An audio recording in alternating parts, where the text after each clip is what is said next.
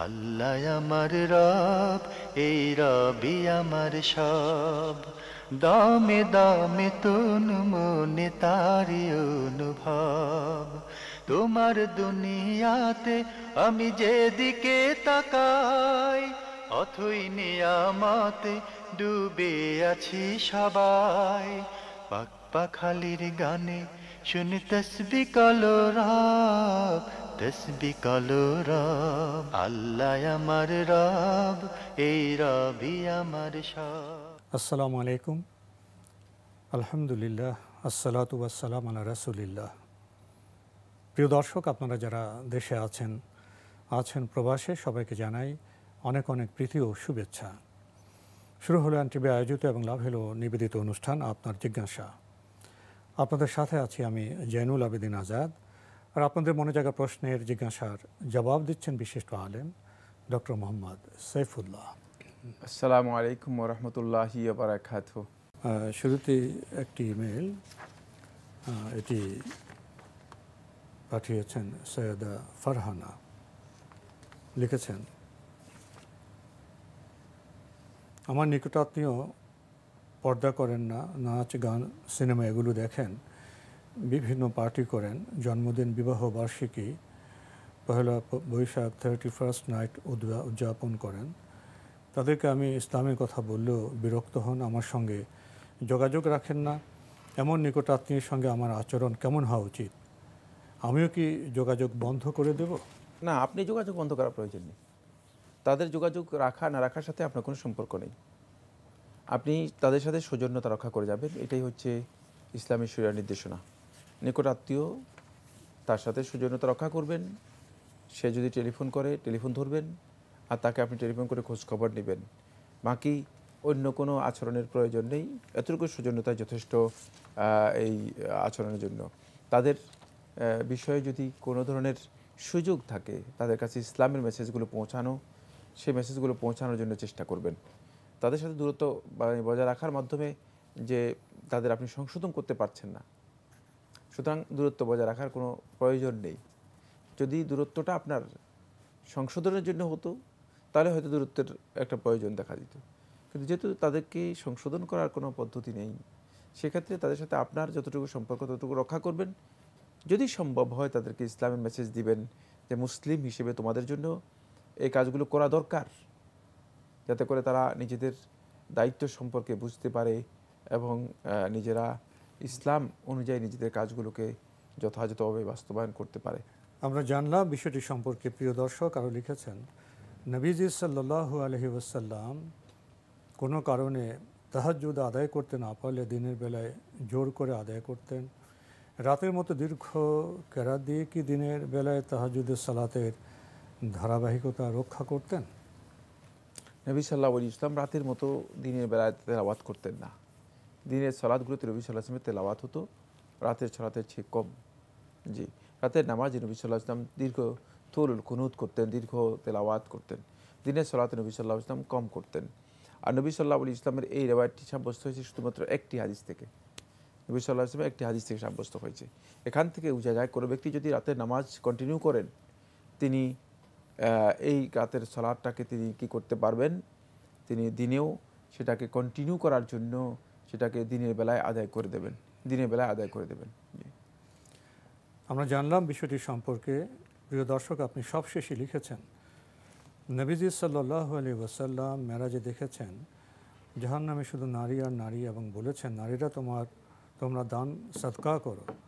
আমি সারাদিনের সালাত, কোরআন তেলাওয়াত, সকাল সন্ধ্যার তাসবিহ, প্রত্যেক ফরজ সালাতের পরে জিকির আজকার, সংসারের কাজ করার পর 1 ঘন্টা হাতে সময় বের করতে পারি। আমি ঘরে বসে হাতের কাজ জানি। এই 1 ঘন্টা হাতের কাজ করে টাকাটা দান সদকা করা উত্তম, নাকি এই সময়টাও কোরআন, তাফসির, হাদিস নিয়ে পড়াশোনা করা উত্তম? ধন্যবাদ, খুবই গুরুত্বপূর্ণ প্রশ্ন করেছেন। আসলে মানে নবী সাল্লাল্লাহু আলাইহি ওয়াসাল্লাম যে সদকার কথা বলেছেন সে প্রেক্ষাপট ভিন্ন ছিল। আর সদকা বলতে আপনি শুধুমাত্র মানে টাকা পয়সা দান করাকে বুঝিয়েছেন। সদকা কিন্তু শুধুমাত্র টাকা পয়সার নাম নয়, সদকা ব্যাপক অর্থবোধক। সদকা সম্পর্কে সহিহ মুসলিমের রাওয়ায়াতের মধ্যে এসেছে রাসূলুল্লাহ সাল্লাল্লাহু আলাইহি ওয়াসাল্লাম বলেছেন যে কুল্লু মারুফিন সদাকা, প্রত্যেকটা ভালো কাজই সদকা। ওয়া তাবাসসুমুকা ফি ওয়াজহি আখিকা সদাকা, যে তুমি তোমার ভাইকে একটা হাসি মুখ দেখালে, হাসি মুখে তার সাথে সাক্ষাৎ করলে, এটাও তোমার জন্য সদকা। সুতরাং আপনি সদকাটাকে শুধু কনফাইন্ড, সীমাবদ্ধ একটি অর্থের মধ্যে নিয়ে গেছেন, সেটা হচ্ছে টাকা মানে কি করা, টাকা দেয়া, কাউকে টাকা দান করা। দান করা সদকা যে কোনো সন্দেহ নেই। এই সদকা ছাড়াও আপনার জন্য অন্যান্য কাজ আপনি করতে পারেন। আপনি সদকার সাথে যে কাজগুলো এখানে সবচেয়ে বেশি গুরুত্ব দিতে পারেন, সময় যদি আপনার না কুলায়, আপনার কাজ যদি অনেক বেশি থাকে, সেক্ষেত্রে আপনি মানে লোকদেরকে দ্বীনের তালিমও দিতে পারেন। এটা আপনার জন্য সদকা হয়ে যাবে।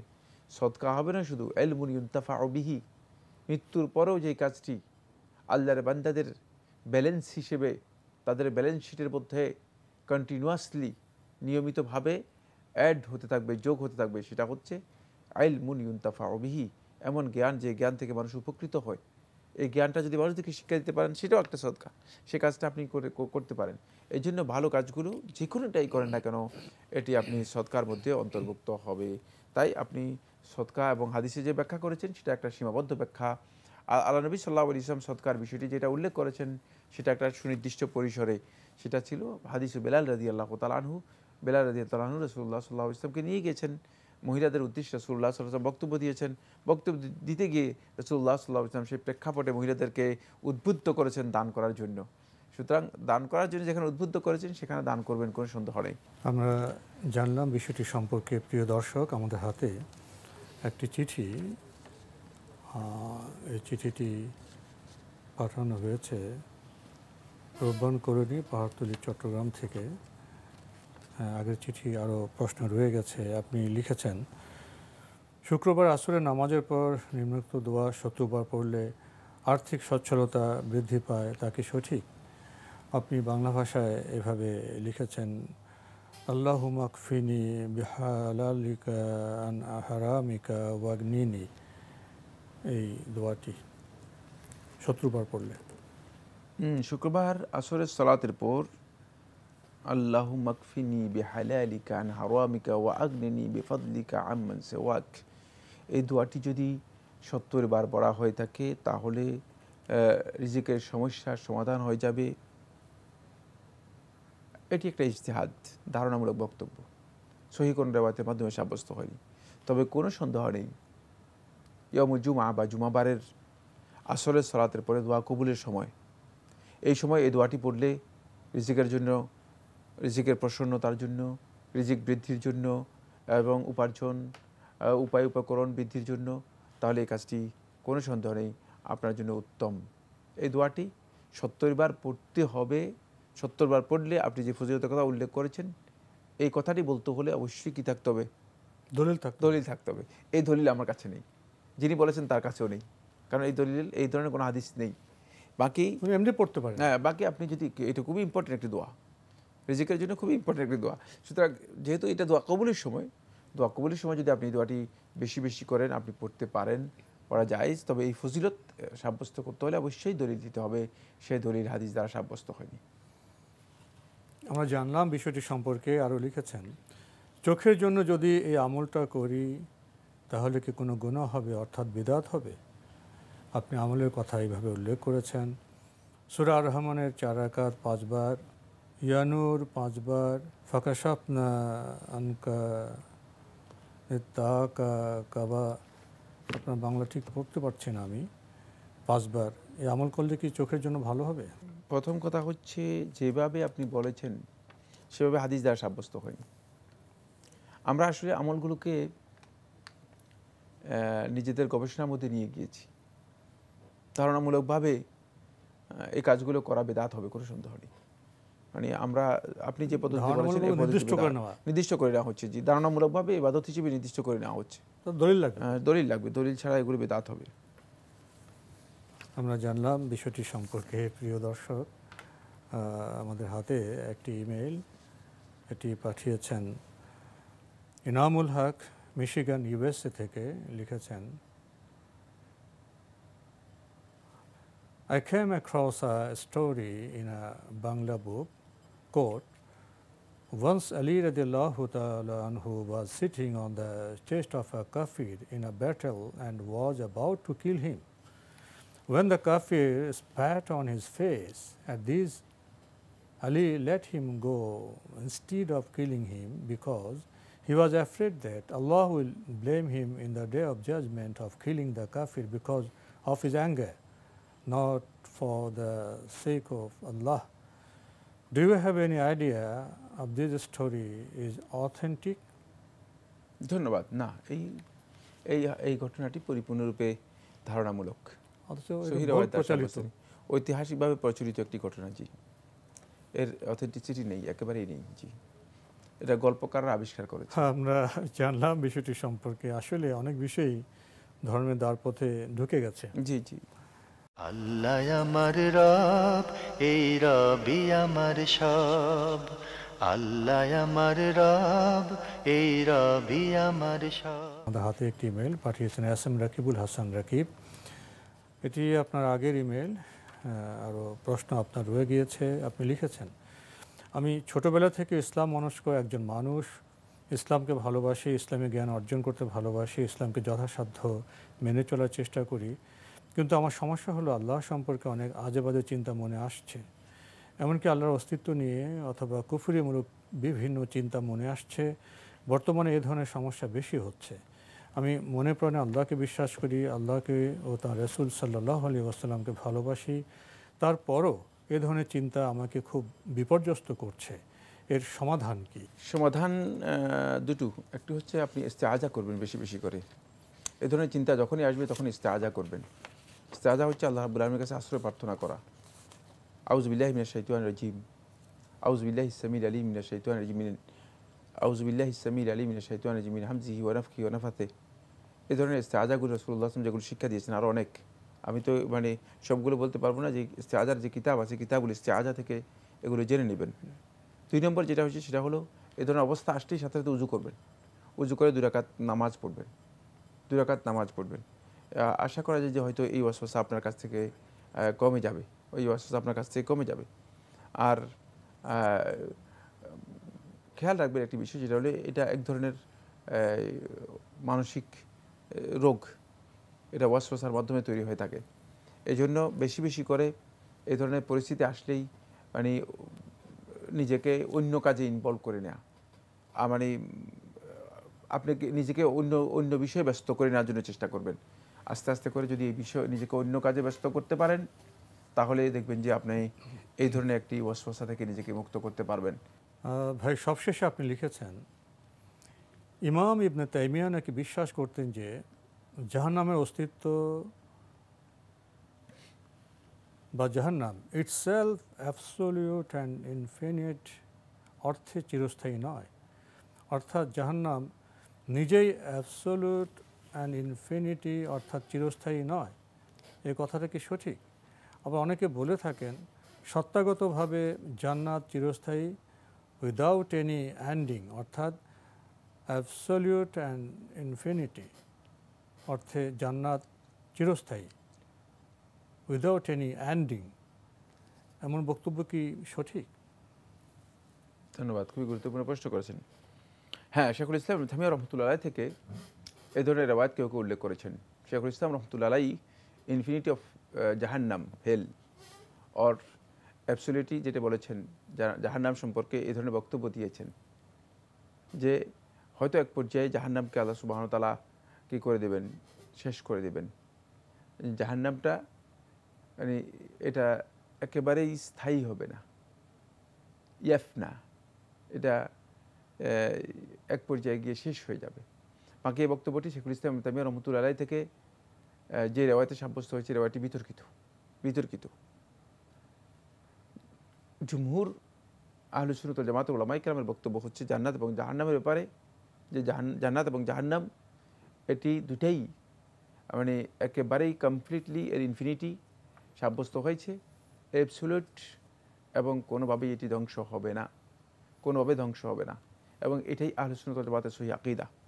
যদি শেখুল ইসলাম ইবনে তাইমিয়া রাহমাতুল্লাহ আলাইহি মানে এই আকীদা হয়ে থাকে, নাউজুবিল্লাহ মিন যালিক, তিনি তার আকীদা থেকে বোঝায় তার বক্তব্যের আকীদা এক জিনিস নয়, খেয়াল রাখতে হবে। তার এই বক্তব্যটুকু যারা বর্ণনা করেছেন তারা সুনির্দিষ্ট কিছু নস থেকে মানে এটাকে ইস্তেমবাদ করেছেন, উদ্ঘাটন করেছেন। হতে পারে যে তার বক্তব্যটাকে তার মানে যেভাবে উল্লেখ করা হয়েছে, যেখান থেকে ডিরাইভড করা হয়েছে সেটা সঠিক ছিল না। আমি বলেছি যে তার এই বক্তব্যটা সঠিক নয়। তারপরে যদি তিনি এই ধারণা করে থাকেন অথবা তার এই বক্তব্যটা বোঝ হয়ে থাকে, কোনো সন্দেহ নেই এই বক্তব্যটুকু ভুল। শাইখুল ইসলাম ইবনে তাইমিয়া রাহমাতুল্লাহ বক্তব্যটি ভুল। এটি সুন্নাহ এর যে আকীদা রয়েছে এই আকীদার পরিপন্থী। জি, আমরা এই বিষয় সম্পর্কে জানলাম। প্রিয় দর্শক, আমাদের হাতে একটি চিঠি, এই চিঠিটি পাঠিয়েছেন আঞ্জুমানারা, তেজকুনিপাড়া, ঢাকা। আগের চিঠি আপনার আরও অনেক প্রশ্ন রয়ে গেছে। আপনি লিখেছেন, আমার বড় মেয়ের বয়স 12 বছরের বেশি, হেফজখানা পরে 15 পারা হয়ে গেছে, কিন্তু এখনও সাবালিকা হয়নি। বাসায় আসলে বলে নামাজ পড়াতে হয়। ছোট মেয়ে 4 বছরের বেশি, সে টিভিতে মাঝে মাঝে কার্টুন দেখে, সাথে সাথে বড় মেয়েও দেখে। মেয়েকে বোঝায়, কিন্তু একবার বোঝালে আরেকবার বোঝে না। নামাজ পড়ে আল্লাহ তাআলার দোয়া করি, কান্নাকাটি করি, কিন্তু কোনো পরিবর্তন হয় না। এই ব্যাপারটা নিয়ে আমি খুব চিন্তিত আছি। কী করলে আমার মেয়ে হেদায়েত প্রাপ্ত হবে? দয়া করে আপনারা আমার মেয়ের জন্য দোয়া করবেন। ধন্যবাদ। প্রশ্ন নয়, আপনি দোয়া চেয়েছেন, আমরা দোয়া করতে পারি, কোনো সন্দেহ নেই। দোয়া করতে তো আমাদের কোনো বাধা নেই এবং কোনো টাকা খরচ নেই, ঠিক না? আমরা দোয়া করতে পারবো। বাকি আমাদের দোয়ার চেয়ে আপনার দোয়া বেশি ইম্পর্টেন্ট। রাসূলুল্লাহ সাল্লাল্লাহু আলাইহি ওয়াসাল্লাম হাদিসের মধ্যে বলেছেন, সালাসু দাওয়াতিন মুস্তাজাবা, 3টি দোয়া রয়েছে আল্লাহ তাআলার কাছে একবারে এটা যখন তুলে ধরা হয় তখনই কবুল হয়ে যায়, তখনই গ্রহণযোগ্য হয়ে যায়। আল্লাহ সুবহানাহু ওয়া তাআলা এগুলো ফেরত দেন না। তার মধ্যে একটি দোয়া হচ্ছে দাওয়াতুল ওয়ালিদি লিওয়ালাদিহি, পিতার দোয়া, সন্তানের, জনকের দোয়া তার সন্তানের জন্য। সুতরাং আপনি বেশি বেশি করে দোয়া করুন, আপনি বেশি বেশি করে দোয়া করুন।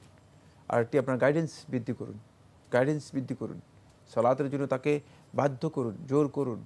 এখন সময় তাকে সালাতে নিয়মিত বা অভ্যস্ত করতে হবে। যখন আপনি অভ্যস্ত করা দরকার ছিল হয়তো অভ্যস্ত করেননি, এই জন্য শিশু থেকেই সালাতের অভ্যস্ত করার বিষয় রয়েছে। আপনি তার এইজ বলেছেন 15 বছর না? 12 বছর। সাবালিকা হয়নি এখন। সে মাসালা পরে কথা। 7 বছরের হাদিস রয়েছে, 7 বছরে কি করার জন্য? সালাতের নির্দেশ দেওয়ার জন্য। তো সালাতের নির্দেশ তো দেন নাই, 12 বছরে এসে সালাতের কথা বলতেছেন। এই জন্য আপনার মানে দায়িত্ব অবহেলার বিষয়টি আপনি আল্লাহ তাআলার কাছে অধিক পরিমাণে তওবা করে এখনই তাকে সালাতের ব্যাপারে সময় দিন, গুরুত্ব দিন। আর আল্লাহ তাআলার কাছেও বেশি বেশি করে দোয়া করুন। অবশ্যই আল্লাহ সুবহানাহু ওয়া তাআলা তৌফিক দিবে যদি আপনি আন্তরিকভাবে প্রচেষ্টা চালিয়ে যান। আপনি আরও লিখেছেন, আপনি একটি মাদ্রাসার কথা উল্লেখ করেছেন, মিরপুরের একটি মাদ্রাসায় পড়ে। আর আমরা থাকি গাজীপুর চৌরাস্তা। গাজীপুর থেকে মেয়ের মাদ্রাসায় যেতে প্রায় 3 ঘন্টা লাগে। মাদ্রাসা থেকে বাসায় আসতে কখনো কখনো 3 ঘন্টা বেশিও লাগে। এখন মেয়ে বাসায় আসলে আমি মেয়েকে দেখতে মাদ্রাসায় গেলে নামাজ কি কাসর হবে? হ্যাঁ, গাজীপুর থেকে মিরপুর আসতে তো অবশ্যই নামাজ কসর হবে। গাজীপুর তো অনেক দূর। গাজীপুর তো 3 ঘন্টা 4 ঘন্টার পথ। ভিন্ন সিটিতে, ভিন্ন একটা সিটি, ভিন্ন শহর, ইন্টারসিটি বলা হয় তাকে। সুতরাং প্রশ্নই আসে না অন্য একটি শহরে যখন আপনি যাবেন 3 ঘন্টা সফর করে, তখন আপনি অবশ্যই আসলে কসর হবে, মুসাফির হিসেবে আপনি বিবেচিত হবেন। আর আসা যাওয়া হলে তো তাহলে অনেক দূরত্ব হয়ে যাবে। জি, আরও লিখেছেন, প্রতিদিন 50 বার দরুদ শরীফ পাঠ করলে হাসরের মাঠে তার সাথে রাসূল সাল্লাল্লাহু আলাইহি ওয়াসাল্লাম মুসাফা করবেন। এই হাদিসটি কি সহি? সহি তো প্রশ্নই আসে না, বরং এই মিথ্যা হাদিসটা পাইনি আমি। এটা মিথ্যা হাদিসের মধ্যেও পাইনি। মানে আমি জানি না, আমাকে আবার তাহকিক করতে হবে, আবার মানে গবেষণা। আজকে আপনার প্রশ্ন থেকে আমি আবার গবেষণা আমি দেখবো, আমি অবশ্যই দেখবো। কিন্তু মিথ্যা হাদিস যেগুলো পেয়েছি, মিথ্যা হাদিসের মধ্যেও আমার জানা নেই এই ধরনের এই হাদিস আমি পাইনি এখন পর্যন্ত। জি, আরও লিখেছেন, শুক্রবারে নখ কাটলে দেহের সকল অসুস্থতা দূর হয় এবং সকল সুস্থতা দেহে প্রবেশ করে। এই হাদিসটা সহি না ভুল? না, এই ধরনের হাদিস সহি নয়, এই ধরনের হাদিস সহি নয়। জি, আর কাটা নখ মাটির নিচে রাখতে হবে, এটা কতটুকু সত্য? যদি সত্যি হয় তবে ঢাকা শহরে এটা তো সম্ভব না। না, কাটা নখ মাটির নিচে রাখতে হবে, এটাও সত্য নয়, সহি নয়। কাটা নখ যেটা হচ্ছে এটা ডাস্ট, ময়লা, সুতরাং যেখানে ফেলার সুযোগ সেখানে ডাস্টবিনে ফেলে দিলেই যথেষ্ট। কাটা নখ, এটাকে মাটির নিচে রাখতে হবে অথবা দাফন করতে হবে, এই ধরনের বক্তব্য সঠিক নয়। তো আজকে আমাদের এখানে শেষ করতে হচ্ছে। আপনাকে অনেক ধন্যবাদ। আপনাকে অশেষ ধন্যবাদ। প্রিয় দর্শক, আমরা দেখছিলাম এনটিভি আয়োজিত এবং লাভ হলো নিবেদিত অনুষ্ঠান আপনার জিজ্ঞাসা। আমাদের অনুষ্ঠান আপনারা এনটিভি অনলাইনেও দেখতে পারবেন। ভিজিট করুন www.ntvbd.com। এছাড়া ইউটিউব এবং আমাদের ভেরিফাইড ফেসবুক পেজে অনুষ্ঠান দেখতে পারবেন। আজকে শেষের যে চিঠি, সেখানে আমরা অনেকগুলো প্রশ্ন পেয়েছি। 50 বার দরুদ পড়লে রাসূল সাল্লাল্লাহু আলাইহি ওয়াসাল্লাম মুসাফা করবেন, শুক্রবারে নখ কাটলে দেহের সকল অসুস্থতা দূর হয়ে যাওয়ার অনেক কিছু। আমরা যখন আপনাদের প্রশ্ন পাই তখন সেই প্রশ্ন পাই এবং ধর্মের দ্বারপথে যে বিষয়ে বচন, প্রবচন, কাহিনী ঢুকে গেছে সেগুলো এসে যায়। আসলে লক্ষণীয় বিষয় হলো, ধর্ম নামে আমরা যখন কথা বলি তখন সেই দলিলের মাধ্যমে কথা বলা প্রয়োজন। না হলে ধর্মের দ্বারপথে সৃষ্টি হতে পারে অনেক বিভ্রান্তি। এই বিভ্রান্তি ছড়ানোর দায়টা কত গুরুতর সেটাকে আমরা উপলব্ধি করি। উপলব্ধি করলে বোধহয় আমরা দলিল ভিত্তিক সেই কথা শুনব। তো সাধারণ মানুষ তত গবেষণার সুযোগ পায় না, তারা উপকৃত হতে পারবে। বিষয়টি কি খুবই গুরুত্বপূর্ণ নয়? চিঠি লিখুন, প্রশ্ন পাঠান আমাদের ঠিকানায়। পরিচালক আপনার জিজ্ঞাসা, এনটিভি, বিএসসিসি ভবন, 7ম তলা, 102 কাজী নজরুল ইসলাম অ্যাভিনিউ, কারওয়ান বাজার, ঢাকা 1215। ইমেল অ্যাড্রেস আপনার জিজ্ঞাসা @ntvbd.com। প্রিয় দর্শক, মহান আল্লাহ আমাদের সবাইকে নিরাপদে রাখুন, রাখুন শান্তিতে। আসসালামু আলাইকুম। আল্লাহ আমার রব, এই রবি আমার সব, দামে দামে তুন মনে তারি অনুভব। আল্লাহ আমার রব, এই রবি আমার সব।